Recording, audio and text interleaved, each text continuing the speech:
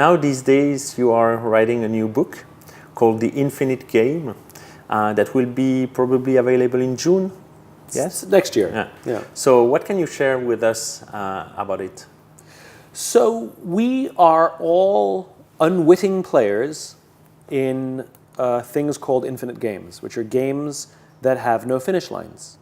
There is no end. There's a beginning, but there's no end. So for example, there's no such thing as being number one in marriage. There's no such thing as winning in friendship. And there's no such thing in winning as in global politics. And there's definitely no such thing as winning business. You have wins in business, but you can't win business, But if you listen to the language of too many leaders, they talk about being number one, being the best, or beating their competition.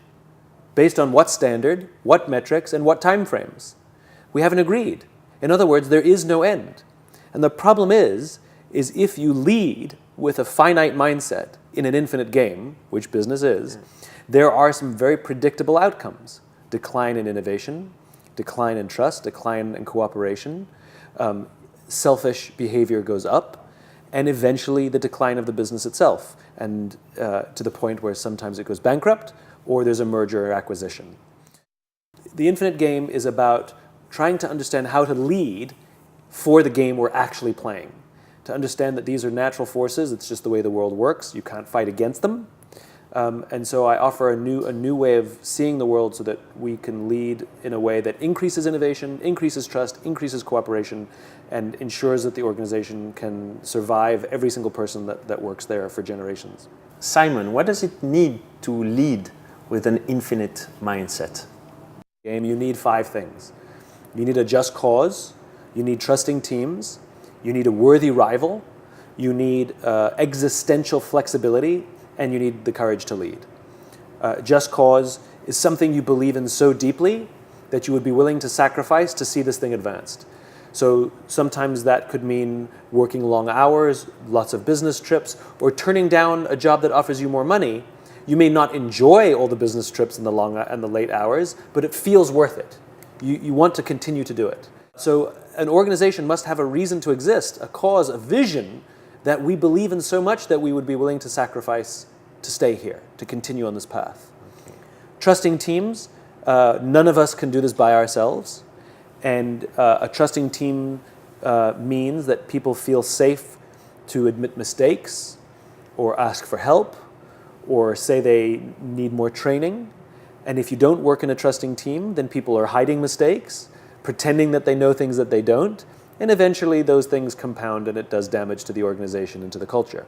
And so to survive in the infinite game, thrive in the infinite game, you have to have trusting teams, teams in which we feel safe to admit our vulnerabilities without any fear of humiliation or retribution.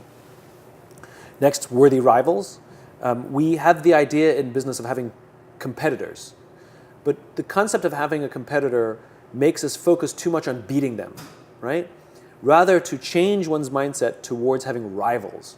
And a rival reveals to us our weaknesses.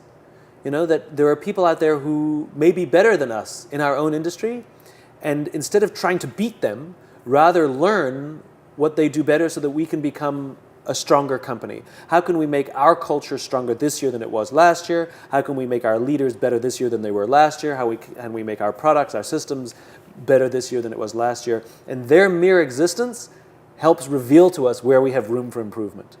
Because if we had no rivals, we would think we were amazing, except we're not. That's like a monopoly. They think they're amazing, except as soon as they have their first bit of competition, there's a lot of things that are revealed. It's the same idea. So to adjust one's mindset away from having competitors towards having rivals. Then you have existential flexibility. This one's rough. Most leaders will never have to do it, maybe once in a career, where you're following a path and you find a much better way to advance that cause, and you're willing to walk away from time and money spent to take a dramatic shift in a new direction. So when Steve Jobs and his senior executives visited Xerox PARC in 1981, and Xerox showed them a new invention called the graphic user interface. And prior to the way we use computers now, moving a mouse on a screen, an icon on a screen, you had to learn a computer language. So Jobs sees this new technology called the graphic user interface, and his just cause to empower individuals to stand up to Big Brother means that even more people can use a computer. And he says, we have to invest in this. And one of the voices of reason on the tour with him said, Steve, we can't. If we invest in this, we will walk away from millions of dollars and countless man hours that we've already spent. We can't walk away from that. If we do, we'll blow up our own business. To which Jobs replies, better we should blow it up than someone else. And that decision became the Macintosh. Yeah. And that's a profound shift in direction because it was the right thing to do. Very hard to do. Which takes us to the fifth thing, which is the courage to lead, which is everything I'm talking about is very, very difficult. All of the pressures from, if you're in a public company, from the stock market, even in private companies, the incentive structures that are placed upon us, everything pushes us to think short term, short term, short term. Everything pushes us to think with a finite mindset. It takes tremendous courage to be willing to forego that pressure and change one's mindset to see the world entirely differently and lead accordingly. Today in our audience we have students and we have business people and we have also leaders. So maybe a last advice first for our student. I think the best advice that I learned the hard way is you don't have to know all the answers and you don't have to pretend that you do.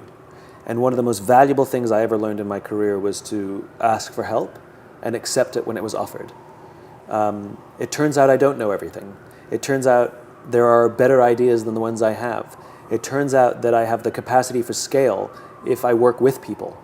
And so the willingness to ask for help and accept it and even be the one to offer it is the most wonderful, powerful thing. And in terms of building trust, we don't build trust when we offer help. We build trust when we accept it. For the business people, including, I hope, some leaders, I would say the exact same thing. You don't have to know all the answers and you don't have to pretend you do. And if you offer people a reason to come to work bigger than simply the products they make or the money they earn, and you take care of them and act like a parent to your people, it is amazing the sacrifices they will make to see that your vision comes to life. It is incredible what good leadership does inside an organization. Great. So can I have the hope to have you again in Geneva, maybe next year? I would love to come back to Geneva sometime. It's a wonderful city. Thank you very much, and see you next year, I hope, or another year in Geneva. Indeed. Thanks, Thanks, my Arnaud. friend. Really appreciate it. Thanks so much for having me. Thank you. It was really great.